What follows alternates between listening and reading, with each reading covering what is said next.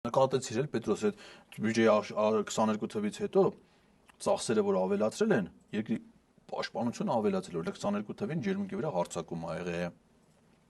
շատ լավ պաշտպանին, այնտեղ թերություն չի եղել։ Դրանից հետո պաշտպանական ծախսերը ավելացրեցին, Արցախը հայտնվեց շրջափակման մեջ։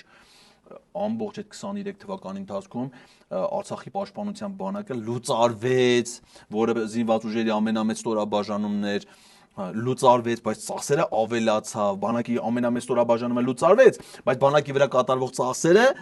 ավելացավ, այդպես կերեն, էլի քո խայսյաթին են սա։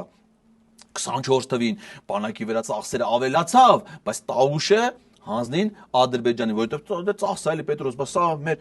ասենք, ականազերծողը մտնում է, ականները հանում են, տանում են, պայթեցնում են, որ ադրբեջանցիները լսեն, որ պայթեց, բան, հետո այդ հանձնաժողովը ՊՊՆ-ի աշխատող էր, գնում է, չափ ու ձև են անում, սաղ ծախս է։